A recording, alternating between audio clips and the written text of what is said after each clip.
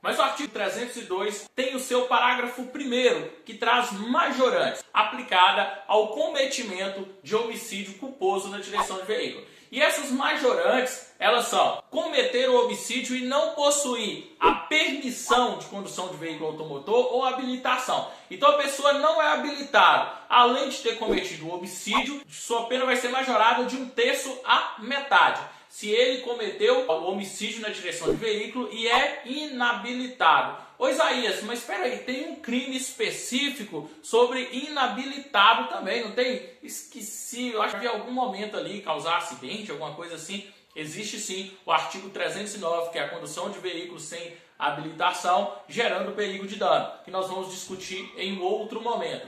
Então ele vai cometer o crime, vai ter uma majorante e ainda vai ter um outro crime, concurso de crime aí entre o 302 e o 309 ainda? Não, é entendimento pacificado que não tem essa dupla aplicação aí, não teria esse concurso de crime, porque no nosso direito brasileiro é proibido o bis in idem, ou seja, punir a pessoa 2 vezes no fato. Isso pode ser notado pelo informativo 796 do STF, que falou exatamente isso, a proibição da aplicação do bis in idem, punir 2 vezes pelo mesmo fato. Então, pelo princípio da especialização e pelo artigo específico, que é do artigo principal, que é do homicídio, e já traz um aumento de pena pela pessoa não ter a habilitação, a permissão de conduzir veículo automotor, não se aplica também o artigo 309, que é conduzir veículo sem a devida permissão, gerando perigo de dano. Então aplica apenas o 302 com essa majorante, beleza?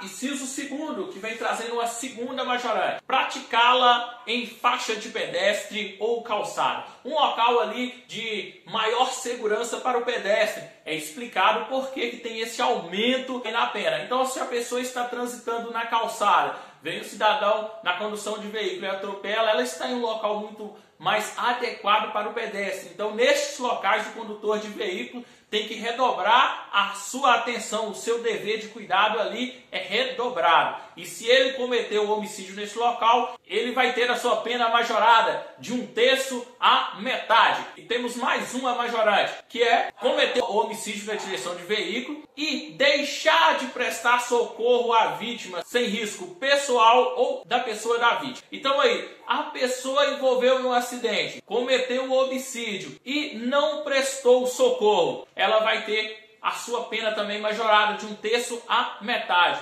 Você vai dizer de novo, Isaías, mas também tem um outro artigo de deixar de prestar socorro, não tem? Tem sim, existe sim um artigo, mas pelo mesmo princípio da vedação do bis in idem, ou seja, da dupla punição, aplica apenas o artigo 302 com a majorante prevista de deixar de prestar o socorro à vítima. E nessa situação é interessantíssimo, porque o artigo 301 do Código de Trânsito, ele vem falando da seguinte forma, que o condutor, quando prestar o socorro, ele não será submetido à prisão em flagrante e nem cobrança da fiança. E ele não falou se seria uma vítima apenas de lesão corporal, falou apenas se o acidente gerar vítima e o autor e o condutor do veículo prestar pronto integral o socorro, será presa em flagrante delito e nem se imporá a ela a fiança para ela poder ficar em liberdade. Então o policial que chegou no local vai redigir o boletim de ocorrência, vai vir a perícia no local, não vai fazer necessário a algemação, claro, a algemação seria só nos fundamentos da súmula 11 do STF. Mas ele não vai fazer o quê? A condução dessa pessoa de forma coercitiva para a delegacia e ali o delegado não ratificará a prisão deste autor do homicídio culposo na direção do veículo se ele prestou pronto integral socorro à vítima, por força do artigo 301. Então, a pessoa prestar o socorro é vantajoso, não majora a pena e, além disso, ainda tem a possibilidade de não ser presa em flagrante delito e nem ter que pagar a fiança para ser liberada para responder em liberdade. Isso é bom para os policiais de rua ter ciência dessa possibilidade de analisar se ocorreu o homicídio ou a lesão corporal e aquele autor do delito prestou pronto integral socorro à vítima. Talvez a vítima até estaria morta, mas ele prestou pronto integral socorro, ou seja, prestou tudo o que ele poderia fazer para tentar salvar aquela vida. Mas mesmo assim ocorreu o homicídio. Claro, sem risco à pessoa dele e a pessoa da vítima, né? Claro, para não prejudicar, que muitas vezes a pessoa quer ajudar e acaba prejudicando e agravando a situação. Mas se a pessoa já estaria morta, ou se está em estado grave, ou se é apenas uma lesão leve, independente disso, a pessoa tem esse direito pelo artigo 301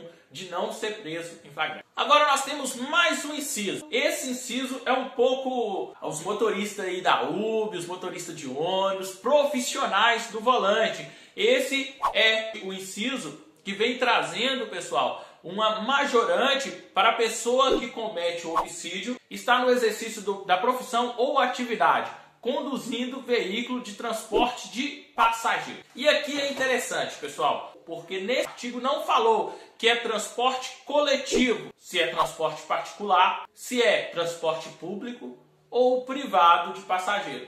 Apenas traz se estiver no exercício da profissão ou atividade, conduzindo veículo de transporte de passageiro. Essa já é causa para aumento da pena. Então, o profissional do volante ele tem que ter uma responsabilidade maior, principalmente de transporte de passageiro. O artigo já traz esse majorante. Então, aí, ele está na atividade, motorista de aplicativos, Uber, Cabify e outros aplicativos aí que chamam o motorista aí de forma privada ou particular para fazer uma determinada viagem, possa ser o táxi, possa ser também o motorista de coletivos e outros motoristas que estejam na atividade de condução de passageiro. Incorre-se a majorante se ele cometer um homicídio na direção de veículo. Informativo 537 do STJ fala assim: não precisa estar conduzindo passageiro, ou seja, está transportando passageiro. Basta que ele esteja conduzindo o veículo destinado a essa situação. Então o motorista do Uber está com o seu Uber, não na atividade particular, mas está na atividade de Uber. Mesmo que ele não esteja com o passageiro dentro, da mesma forma o taxista, o motorista do ônibus, ele estando com o veículo de transporte de passageiro, logo ele pode incorrer na majorante do inciso 4º do artigo 332 no seu parágrafo único. Então aí nós vimos majorante, que aumenta a pena de 1/3 à metade. Mas nós temos